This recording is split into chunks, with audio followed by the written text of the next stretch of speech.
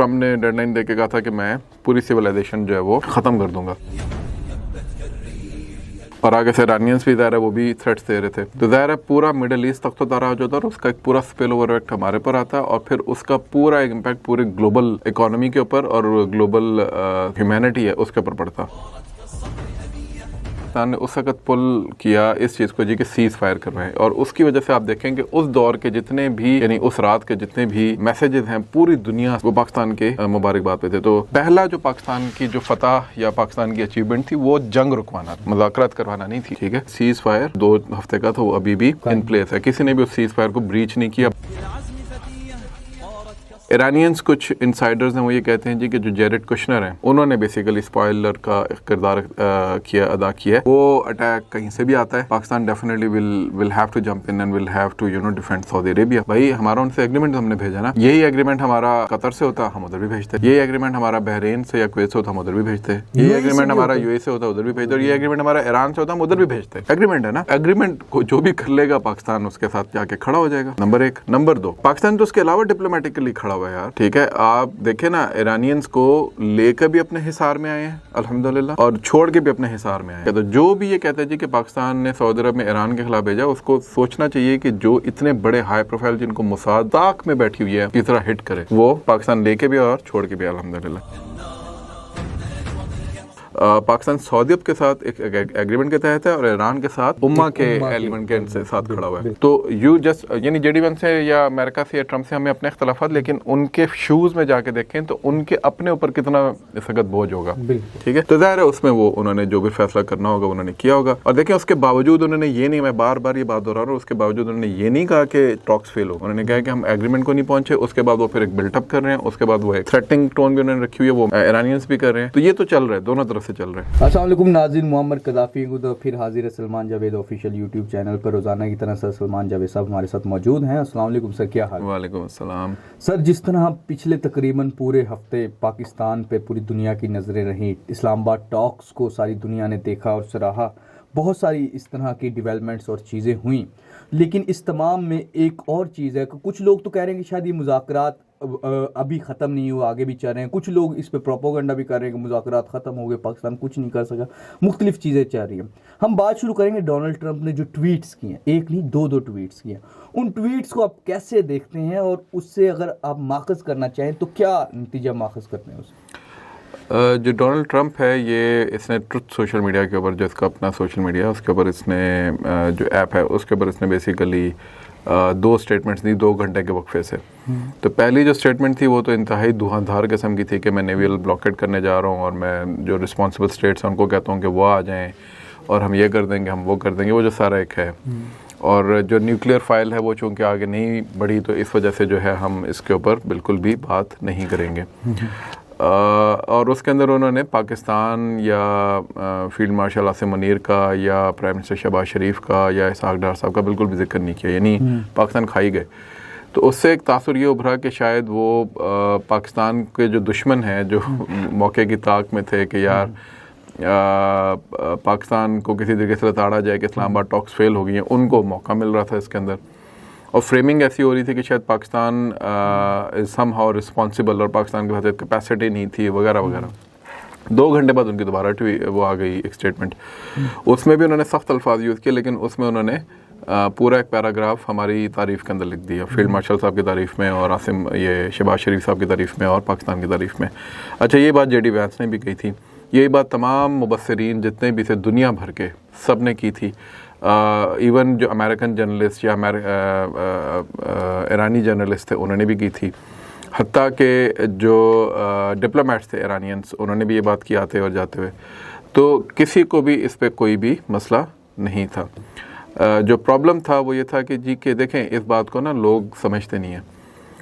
हमें बार बार उस रात की तरफ लेके जाना चाहिए जिस रात को 8 बजे की डेडलाइन थी, और ट्रम्प ने डेडलाइन देके कहा था कि मैं पूरी सिविलाइजेशन जो है वो ख़त्म कर दूंगा, और आगे से ईरानियंस भी ज़ाहिर है वो भी थ्रेट्स दे रहे थे। तो ज़ाहिर है पूरा मिडल ईस्ट तक तो तारा हो जाता है और उसका एक पूरा स्पिल ओवर इफेक्ट हमारे पर आता है, और फिर उसका पूरा एक इम्पैक्ट पूरे ग्लोबल इकोनॉमी के ऊपर और ग्लोबल जो एक ह्यूमैनिटी है उसके ऊपर पड़ता। अच्छा, जब ये आप देखते हैं तो आप देखते हैं कि पाकिस्तान ने उस वक़्त पुल किया इस चीज़ को जी कि सीज़ फायर करवाएं, और उसकी वजह से आप देखें कि उस दौर के जितने भी, यानी उस रात के जितने भी मैसेजेस हैं पूरी दुनिया से, वो पाकिस्तान के मुबारकबाद पे थे। तो पहला जो पाकिस्तान की जो फतह या पाकिस्तान की अचीवमेंट थी वो जंग रुकवाना थी, मुज़ाकरात करवाना नहीं थी। ठीक है, तो सीज़ फायर बजाते ख़ुद करवाना और दुनिया को उस ब्रिंक से वापस लेकर आना, ये बताते खुद एक वो था। अब आप देखें ट्रम्प की स्टेटमेंट जो कल रात की है और उस रात की स्टेटमेंट, दोनों में फ़र्क है।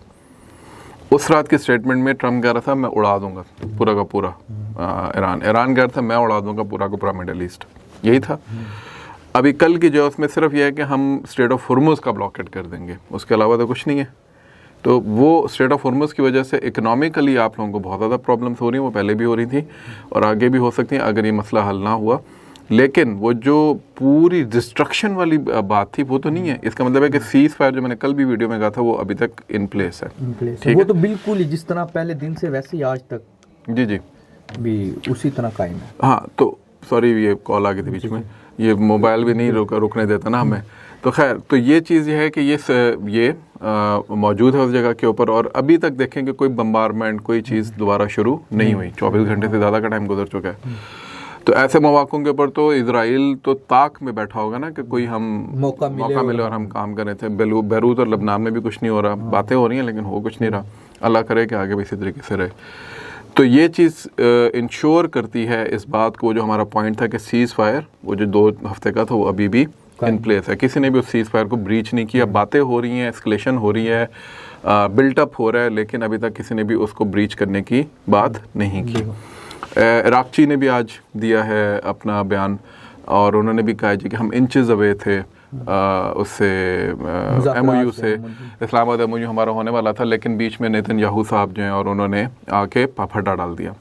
ईरानियंस कुछ इंसाइडर्स हैं वो ये कहते हैं जी कि जो जेरेड कुशनर हैं उन्होंने बेसिकली स्पॉइलर का किरदार अदा किया है, और वो कहते हैं उनकी आप बॉडी लैंग्वेज देखें। जब JD वैंस आता है तो JD वैंस और विटकॉफ वाज नॉट हैप्पी, लेकिन जो कुशनर है ये बहुत ज़्यादा खुश नज़र आ रहा था। सो दिस शोज़ के ज़ाहिर है ज़ायनिस्ट ने जो कोशिश की कि किसी तरीके से स्पॉइल किया जा सके वो उन्होंने स्पॉइल किया है। लेकिन एट द सेम टाइम मैं अभी भी इस बात पे होपफुल हूँ, क्योंकि एक और ख़बर यही कि जी कि इन्होंने दोबारा से बातचीत करने पे आमादगी ज़ाहिर कर दी है। अब वो कहाँ होती है, किस वक्त होती है, ज़ाहिर उसका एक टाइम फ्रेम अभी सेट होगा। तो ये तमाम चीज़ें भी चल रही हैं बिल्टअप। मैंने और ये बात हमने कल भी की थी कि थोड़ा सा ऊपर जाएगा, थोड़ा सा नीचे आएगा, थोड़ी सी बातें ज़्यादा होंगी, थोड़ा सा बढ़कें ज़्यादा होंगी। हो सकता है अल्लाह ना करे हो सकता है कि ज़ायनिस्ट कामयाब हो जाएँ और ये दोनों दोबारा लड़ना शुरू हो जाए। लेकिन up till now for last 72 hours, बल्कि ज़्यादा हो गए अब तो, कोई लड़ाई नहीं हो रही। बिल्कुल, ये एक स्ट्रेटजी भी होती है जिस तरह आप बताते भी रहते हैं हमें अक्सर के दोनों साइडें चाहती हैं कि उनको ज़्यादा मैक्सिमम डील उनको बेहतर मिल सके, तो इसलिए ये चीज़ें चलती भी रहती हैं।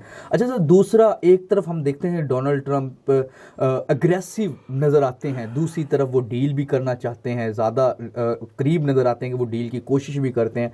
तो क्या ये ड्यूल स्ट्रेटजी क्यों लेके अमेरिका चल रहा है, क्या उनका क्या इसमें वो चाहते हैं? देखें, ये वही वाली बात जो आपने भी थोड़ी पहले की है कि ये तो बेहतरीन डील करने के लिए है ना उनके यहाँ। और इसमें 3 आस्पेक्ट हैं। एक है कि वो लूज़ की तरफ जाएंगे, वो चाह नहीं सकते। दूसरा, वो विन विन लेना चाहेंगे, जिसके ऊपर वो ये सारी हरकतें कर रहे हैं, जो मेरा गुमान है।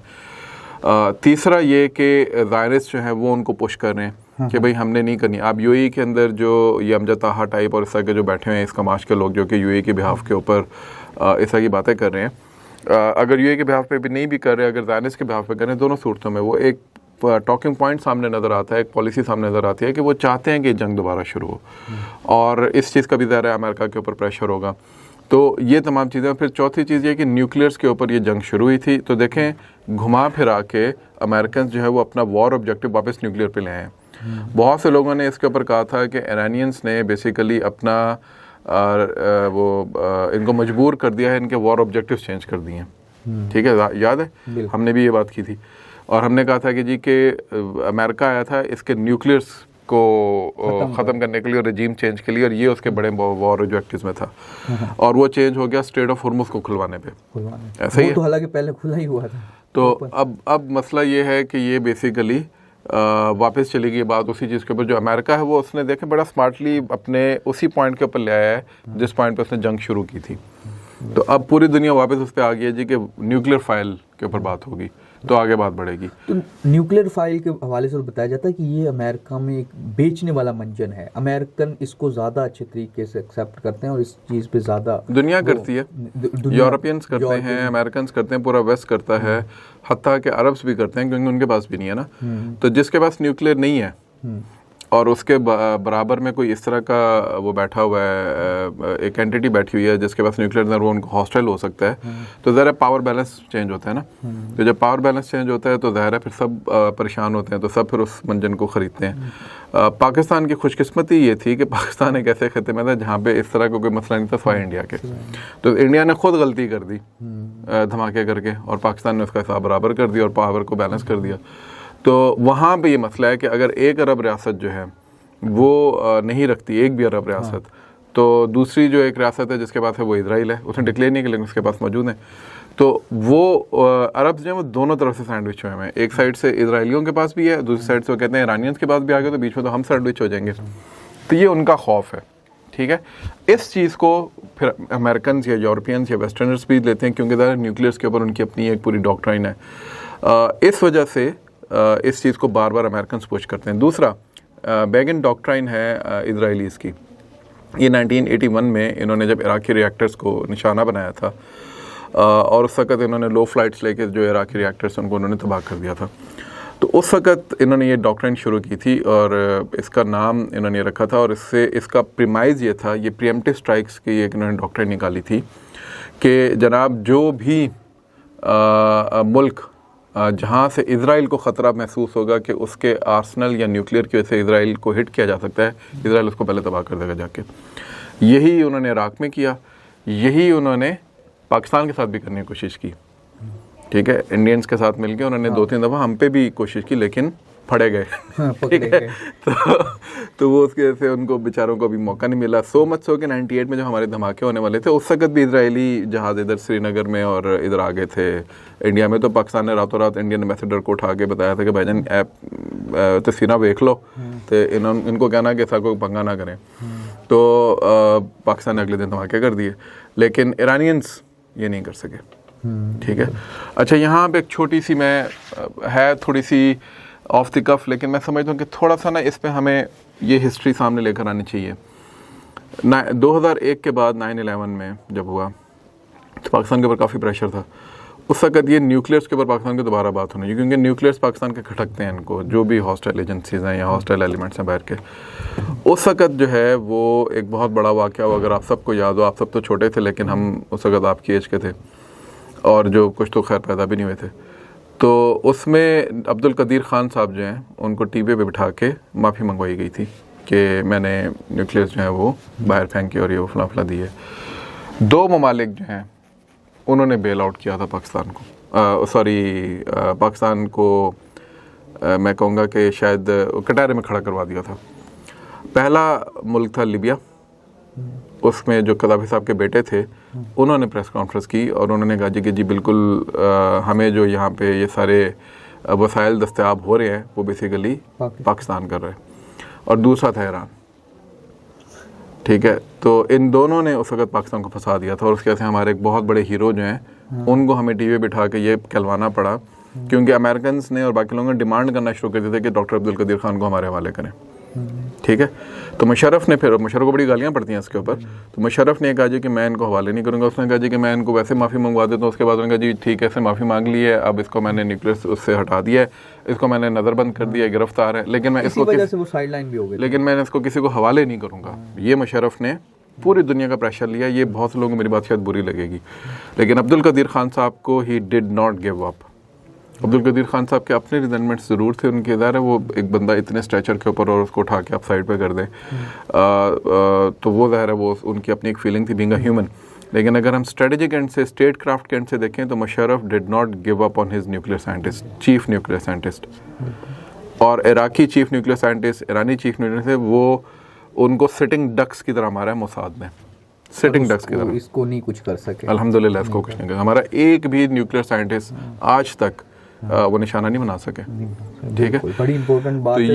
ये एक बहुत बड़ी अचीवमेंट है और ये एक तारीख है, और इसके अंदर दो वो जो ममालिक में पॉइंट लेकर आने थे। तो मैं आई समटाइम्स फील लाइक कि यार ये जो सारी कार्रवाई उस वक्त ईरान ने की थी, ना करता, ना प्रेशर में आता, ना किसी के कहने भी हरकत करता, तो आज शायद मामला डिफरेंट होते हैं, आज शायद मामला डिफरेंट होता। लेकिन चूंकि चूंकि इस वक्त उनके अपने साथ बहुत बुरे हालात चल रहे हैं और हम नहीं चाहते कि हम उसके ऊपर कोई सेंटिमेंट्स लोगों के ख़राब करें, लेकिन बहरहाल ये एक तारीख है और इस तारीख को भी हमें याद रखना चाहिए। और उसके बावजूद देखें पाकिस्तान उनके साथ खड़ा है, पाकिस्तान सऊदी अरब के साथ भी खड़ा है और पाकिस्तान इनके साथ भी खड़ा हुआ है। पाकिस्तान ने हमेशा, ये मुझे किसी ने उस दिन बड़ी अच्छी बात की थी कि पाकिस्तान ने हमेशा अपने मफादात, उम्मा के मफादात के ऊपर कुर्बान किए हैं। ठीक है, तो इस पर बहुत से लोग यहाँ के जो हमारे लेफ़्ट के और लिबरल्स के जो है वो कहते हैं ये बात कि जी कि क्या उम्मा चुम्मा आपने लगाई होती है, बट इट इज़ देखें ना, अब अगर उम्मा के लिए आप ना करते ये सब कुछ, तो अभी दुनिया कहाँ पे जाती। इसने एक बड़े मज़े की एक मीम सी बनाई हुई थी कि नाजुक मोड़ पे खड़े रहने का फ़ायदा ये हुआ कि जब दुनिया नाजुक मोड़ पे पहुंची तुम पहले से वहाँ मौजूद थे। तो पाकिस्तान जो है वो नाजुक मोड़ पे हमेशा से है। ठीक है, लेकिन बताने का मकसद ये है कि उम्मा के लिए है ना, अपने लिए है, उम्मा के लिए, तो उसका फ़ायदा हमें हो रहा है। क्राइसिस मैनेजमेंट के अंदर पाकिस्तान का नाम देखें कहाँ पे खड़ा हुआ है। इंडिया देखें बेचारा, उसको कोई पूछ नहीं रहा, उसके लोग क्लास ले रहे हैं, यार तुमने क्या बच्चों की तरफ शोर मचाया हुआ है। पाकिस्तान दुनिया के बड़े मुज़ाकरात करवा रहा है, यूएई जाके उनसे पता नहीं क्या करवाना चाह रहा है। खैर, अच्छा सर, एक और चीज़ जो हमने उस पर कल भी बात की है, पाकिस्तान के जिस तरह जेट्स और पाकिस्तान की फ़ौज और कुछ चीज़ें जब सऊदी अरब पहुंची तो बहुत सारे लोगों ने प्रोपोगंडा किया कि शायद ईरान के ख़िलाफ़ कोई महाज पाकिस्तान खोलने जा रहा है। हालांकि इसमें आपसे ही मैं जानना चाहूँगा कि क्या, जिस तरह बहुत सारे प्रोपोगंडा कर रहे हैं कि ये ईरान के ख़िलाफ़ है, आप क्या समझते हैं कि ईरान के ख़िलाफ़ है, इजराइल के ख़िलाफ़ है, किसके ख़िलाफ़ है ये जो पाकिस्तान ने डिप्लॉयमेंट की है? क्या ये बेसिकली असल देखें, ये तो पाकिस्तान का उनके साथ एक एग्रीमेंट है, उस एग्रीमेंट के तहत पाकिस्तान गया, it is for the defence of the Saudis. और अब वो अटैक कहीं से भी आता है, Pakistan definitely will have to jump in and will have to defend Saudi Arabia. तो ये तो एक चीज़ ऐसी है जो कि इस पे स्पेकुलेशंस करना, अब ये वही एक ना सेंटीमेंट से खेलने वाली बात है। ओहो पाकिस्तान ने वहाँ भेज दिए हैं, भाई हमारा उनसे एग्रीमेंट हमने भेजा ना, यही एग्रीमेंट हमारा कतर से होता हम उधर भी भेजते, यही एग्रीमेंट हमारा बहरीन से या कुवैत से होता हम उधर भी भेजते, यही एग्रीमेंट हमारा यूएई से होता उधर भी भेजते, और ये एग्रीमेंट हमारा ईरान से होता हम उधर भी भेजते। एग्रीमेंट है ना, तो एग्रीमेंट को जो भी कर लेगा पाकिस्तान उसके साथ जाके खड़ा हो जाएगा, नंबर एक। नंबर दो, पाकिस्तान तो उसके अलावा डिप्लोमेटिकली खड़ा हुआ है यार। ठीक है, आप देखें ना, ईरानियंस को लेकर भी अपने हिसार में आए हैं अल्हम्दुलिल्लाह, और छोड़ के भी अपने हिसार में आए हैं। ठीक है, तो ये छोटे यानी इंडियंस, मैं फिर मिसाल दूंगा कि इंडियंस ने बुलाया वो नेवी वालों को इनके, ठीक है, जंग शुरू हो गई, उसके बाद उनको छोड़ दिया, बताया भी नहीं कि यार तुम लोगों के लिए बाहर खतरा हो सकता है। ठीक है, और उनको भी पता होगा कि खतरा हो सकता है, उन्होंने भी एक एडवेंचर लिया, इन्होंने भी नहीं किया, फिर रेस्क्यू भी नहीं किया, रेस्क्यू भी नहीं किया, चलो वो रेस्क्यू भी, उसके बाद कमेंट भी नहीं किया उसके ऊपर। एक होता है ना कि यार आपके मेहमान थे, आपके पास है, कमेंट ही कर दो उसके ऊपर कोई। पाकिस्तान ने ये काम नहीं किया। तो जो भी ये कहता है जी कि पाकिस्तान ने सऊदी अरब में ईरान के खिलाफ भेजा, उसको सोचना चाहिए कि जो इतने बड़े हाई प्रोफाइल जिनको मोसाद ताक में बैठी हुई है किस तरह हिट करे, वो पाकिस्तान लेके भी और छोड़ के भी अल्हम्दुलिल्लाह। तो ये एक चीज़ जो है ये लोगों को पता होनी चाहिए। तो पाकिस्तान सऊदी अरब के साथ एक एग्रीमेंट के तहत है और ईरान के साथ उम्मा के एलिमेंट के साथ खड़ा हुआ है। अच्छा सर, दूसरा हमने देखा कि जेडी वैंस जब यहाँ पर आए, मुज़ाकरात चल रहे थे, बहुत सारे लोगों ने कहा कि जेडी वैंस को इजराइल की जानिब से 5 से 6 कॉलें आई, नेतन्याहू से इजराइल की जानिब नेतन्याहू से 5 से 6 कॉलें आई, और उन कॉलों को उनको जवाब भी देना पड़ा, और यही शायद वजह थी कि इजराइल की जब एंट्री हुई तो ये जो मुज़ाकरात थे इनमें मेरा ख्याल है 5-6 कॉल्स नहीं थी, एक आध कॉल थी। लेकिन जेरेड कुशनर, जैसे मैंने कहा कि he was there as a representative of, I would say कि क्योंकि वो खुद भी प्रो ज़ायनिस्ट हैं, तो वो ज़ाहिर एक फैक्टर वहाँ पे मौजूद था। दूसरा, जेडी वैंस जो है डेफिनेटली उनकी बॉडी लैंग्वेज से लग रहा था कि he wanted to take a deal, वो जाना चाहते थे वापस किसी एक डील के साथ। लेकिन ऑफ कोर्स वही, जैसे सारे हमने पहले भी तज्जियात किए हैं कि ये ऐसा नहीं है कि ये एक रात में सारा कुछ ख़त्म हो जाता, ये it would take time. So it was just stepping stone, एक ईंट जैसे हमने कल कहा था रख दी गई, अब इसके ऊपर अब इमारत बनाना इन दोनों का काम है।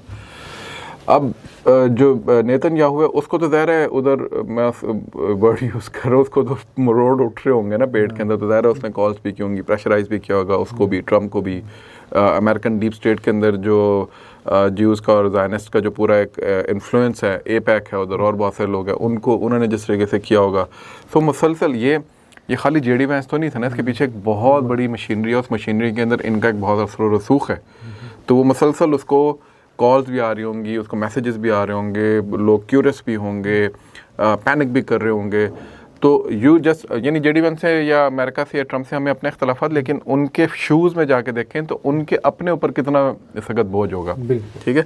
तो ज़ाहिर है उसमें वो उन्होंने जो भी फैसला करना होगा उन्होंने किया होगा।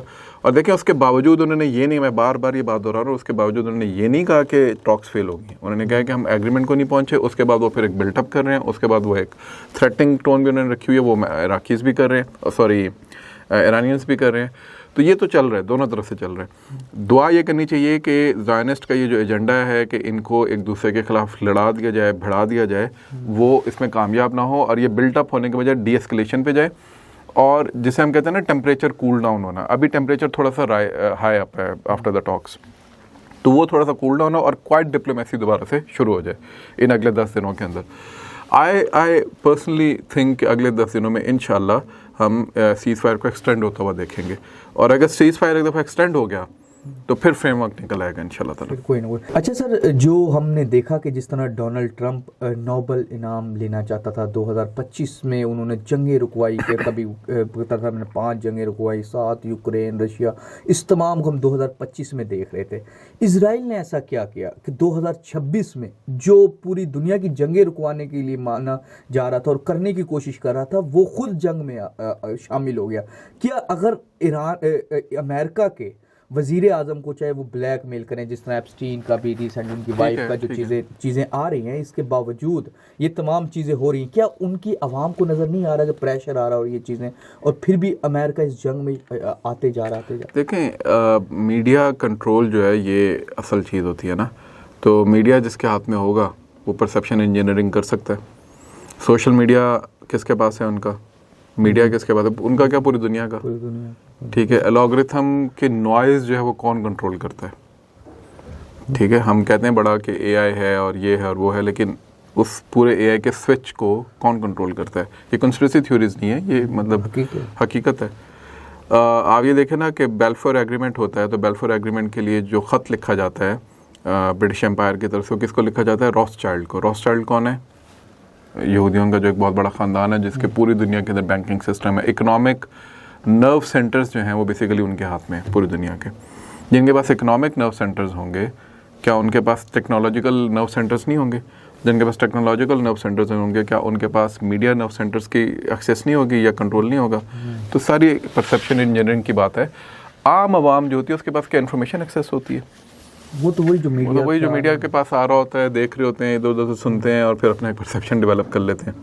पुराने ज़माने में, उस दिन भी हम किसी एक पॉडकास्ट में बात करते कि रेडियो होता था, यहाँ बाबू ने हमारा रेडियो रखा था, BBC रेडियो उर्दू चल रहा होता था, और बस वो जो उधर से सुनते थे वो पूरे गांव को सुनाते थे, पूरे गांव में फिर वही बात फैलती थी। और अपने आप को समझते बड़ा नॉलेज है।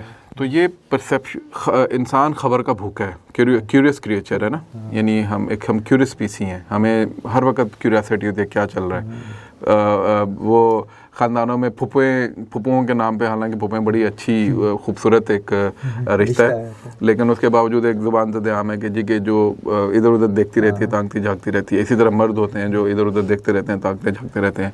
ये इंसानों की नेचर है। उसको फीड करने का काम ख़बरों के थ्रू होता है। अब उन ख़बरों पे जिसका कंट्रोल हो जाएगा वो ज़ाहिर है परसेप्शन इंजीनियरिंग करेगा। तो अमेरिकन का हो या यूरोपियंस का हो या हमारे यहाँ के लोगों का हो, क्या हमारे यहाँ के लोगों ने पिछले 4 सालों के अंदर एक कल्ट को फॉलो करते हुए तबाही नहीं मचाई? ये तो अभी कुछ उनका खुमार और बुखार टूटा है, वरना अदरवाइज तो जो वो कह देते थे वो मुर्शद मान के सब उसको एक्सेप्ट कर लेते थे। ऐसे ही है। उनको क्या मान, वो तो बेचारे जेल में थे, वो उनके बिहाफ पे जो लोग बात करते थे वो कहते थे मुर्शद, वो झूठी करें सच्ची करें। मतलब इस हद तक कि अभी लोगों को थोड़ा वो एक सहर टूटता है ना, तो नजर आ रहा है कि अच्छा यार वो शहबाज गिल साहब कह रहे हैं कि झंडा इस्त्री नहीं था, तो लोग अब मजाक उड़ा रहे हैं, वरना कल तक इस बात को भी कहते हैं हाँ यार झंडा इस्त्री नहीं था, इस पे भी क्लास हो जानी थी। वो तो अब तो लोगों को ज़रा एहसास हो गया। तो सेम गोस फॉर अमेरिकन। वो कोई आला अरफा लोग तो नहीं है, वो तो हमारी तरह के लोग हैं बेचारे आम, और उनकी वही रोज़मर्रा की ज़िंदगी है, रोज़मर्रा के उनके वही मामलात हैं, ठीक है। बस एक लिविंग स्टैंडर्ड आपको थोड़ा सा उनका बेहतर नजर आता है, अदरवाइज तो वो हमारे जैसे इंसान है, क्या फ़र्क है उनमें। अंग्रेज़ी बोलते हैं, गोरी चमड़ी है, बस दैट्स इट। वो तो हम भी अपनी मदर लैंग्वेज में अच्छा ही हैं। तो आप किसी गोरे से जाके पूछें कि पाकिस्तान नक्शे में कहाँ पर है, अफगानिस्तान में, उनको ये नहीं पता होता, इतना ही IQ है उनका। बिल्कुल। अच्छा सर, इस तमाम में हमने देखा कि इस्लामिक ममालिक को इजराइल के करीब करने के लिए इब्राहिम अकॉर्ड और इस तरह की चीज़ें आई। तो एक तो ये जंग के बाद इजराइल कहाँ पर खड़ा होगा, और जो इब्राहिम अकॉर्ड और इस तरह की जो चीज़ें हैं उनको अब यहाँ से आगे, क्योंकि अब तो हमें लगता है कि मेरा ख्याल है इब्राहिम अकॉर्ड अभी स्टेल पर है, अभी स्टक है, जब तक ये सारा मसला हल नहीं होता। पहली चीज़ तो ये। दूसरा ये कि अमेरिकन को ये भी बड़ा एक दुख होगा ट्रम्प को कि यार अब्राहम अकॉर्ड तो मेरा आइडिया था, एक्चुअली तो पीछे से इजराइल का आइडिया था, तो वो बीच में लटक गया, तो ज़रा उस पर भी थोड़ा सा बरंगेख्ता तो होगा। UAE को भी ज़रा बहुत बड़ा कि उसने पूरी इन्वेस्टमेंट अब्राहम अकॉर्ड के ऊपर इस तरह कर दी, और अभी बाकी अरब कंट्रीज जो उस तरह साथ उसके नहीं खड़ी हुई या नहीं तो खड़ी अभी हो भी पा वो रही। UAE तो अभी भी खड़ा ही है, अभी भी उसी नहीं UAE तो साइन कर चुके हैं ना, तो वो ये वही तो कह रहा हूँ कि वो इन्वेस्टमेंट भी कर चुके हैं, तो ज़रा उनको भी एक होगा कि यार हमने तो कर दिया, बाकी सारे हमें पीछे छोड़ गए, यानी बाकी सारे उधर ही खड़े हुए हैं। तो ज़रा बहुत सारे स्टेक होल्डर्स हैं, उनके अपने अपने मामलात हैं। पाकिस्तान के ऊपर बड़ा इल्ज़ाम लग रहा था कि पाकिस्तान भी शायद एक्सेप्ट कर लेगा, तो वो तमाम चीज़ें बीच में मेरा ख्याल है कि लटक गई हैं। तो अब्राहम अकॉर्ड को तो मेरा ख्याल है भी हमें डिस्कस भी नहीं करना चाहिए, ये तो एक ऐसा फजूल टॉपिक है, इसके ऊपर बस एक नज़र रखनी चाहिए कि हो क्या रहा है, अदरवाइज इसके ऊपर तो बात भी नहीं करनी चाहिए। बिल्कुल जी। तो नाज़रीन, जिस तरह के पाकिस्तान में इस्लामाबाद में जो टॉक्स हो रही हैं वो अभी भी चल रही हैं, और मज़ीद उसमें से कोई भी डेवलपिंग स्टोरी या कोई भी आती है वो भी हम आपके सामने रखेंगे। और इस टाइम जो इंटरनेशनल मामलात चल रहे हैं, पाकिस्तान को जिस नज़र से देखा जा रहा है और पाकिस्तान का जो किरदार को सराहा जा रहा है, इन तमाम टॉपिक्स पे हमने बात की। उम्मीद है कि आपको इंटरव्यू ये चीज़ पसंद भी आएगी। फ़िलहाल के लिए मुअम्मर क़ज़ाफ़ी को और सलमान जावेद को Salman Javed official YouTube channel से इजाज़त दीजिए। खुदा